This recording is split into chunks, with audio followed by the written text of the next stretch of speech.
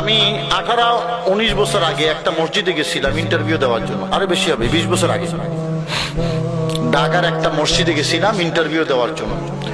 এই ছাত্ররা খেয়াল করে, তোমাদের জন্য মিলাদ ক্যামের দলিল আছে এখানে এই ঘটনায়।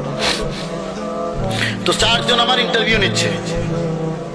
একজন ঢাকা আলিয়ার তৎকালীন প্রিন্সিপাল, আরেকজন লালবাগ মাদ্রাসার মুফতি, আরেকজন তামিরুল মিল্লাত মাদ্রাসার মুহাদ্দিস, আরেকজন পাশের একটা মসজিদের ইমাম।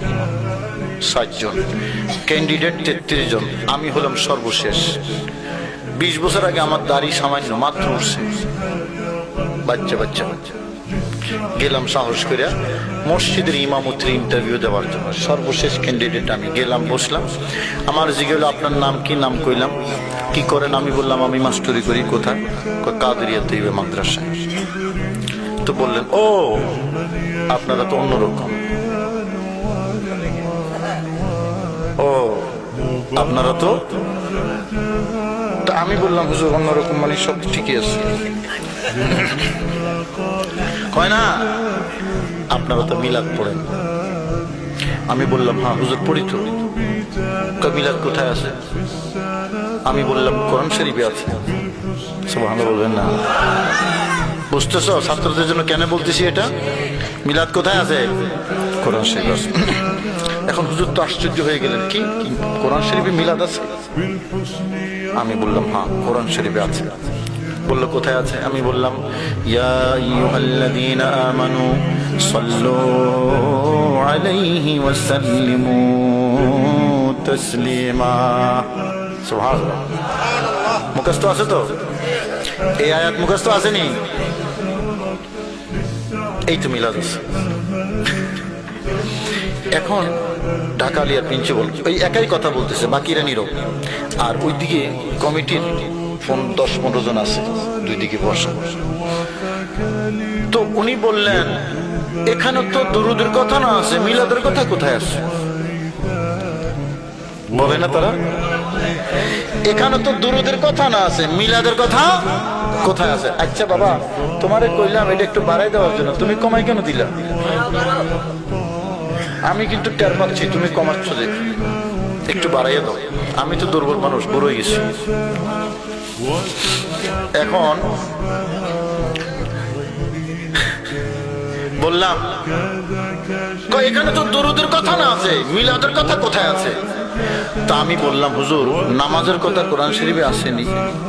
তিনি বললেন আছে তো। আমি জিজ্ঞেস করলাম হুজুর কোন জায়গায় আছে? বললেন ওয়া আকিমুস সালাত, ওয়া আকিমুস সালাত।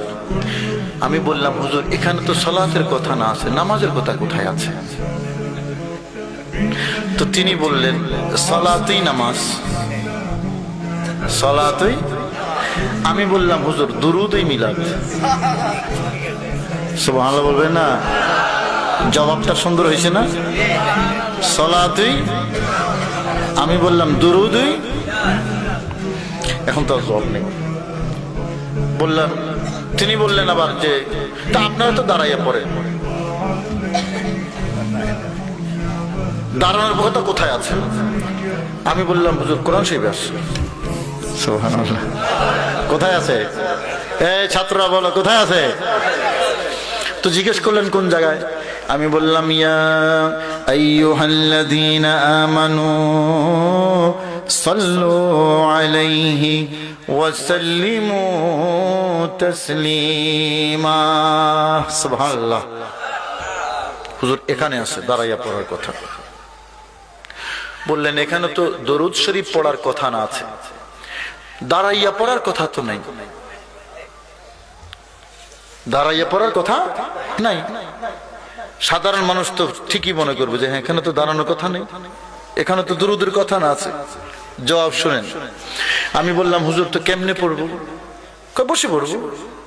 আমি বললাম হুজুর এখানে তো দুরুদ পড়ার কথা না আছে, বসে পড়ার কথা তো নেই। কি কর ঠিক না ভাই? ঠিক। এখানে তো দুরুদ পড়ার কথা না আছে, বসে পড়ার কথা। আওয়াজ দেন, বসে পড়ার কথা নাই। জবাব বন্ধ, আর জবাব নেই। আমি বললাম হুজুর আয়াতের মধ্যে দাঁড়ানোর কথাও নাই, বসার কথাও নেই, আপনি বসার কথা কইলেন, আমি দাঁড়ানোর কথা বলেছি।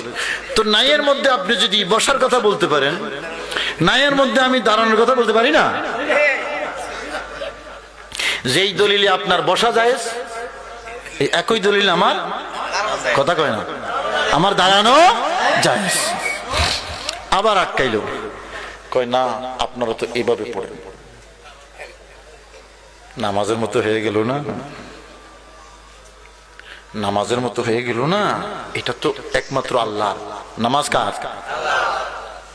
তা আমি বললাম হুজুর তো বৈশা পড়লে কেমনে পড়বো, এভাবে তো, তুমি বসো তো, দেখেন তার দিকে দেখেন।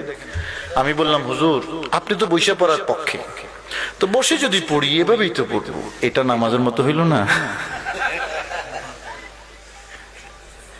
কথা কন ঠিক না ভাই? ঠিক।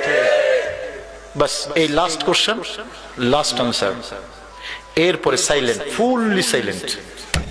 পাশে যে কমিটির লোকজন বসা আছে ওরা যে একটা হাসি দিল, আমার মন খুশি হয়ে গেছে। আমি কি আমার মসজিদের ইমামতি না হইলেও চলবে, মসজিদের ইমামতি আপাতত না হইলেও চলবে, আমি যে জবান বন্ধ করে যাইতে পারছি এটাই আমার শুকরিয়া। জোরে বলুন না সুবহানাল্লাহ।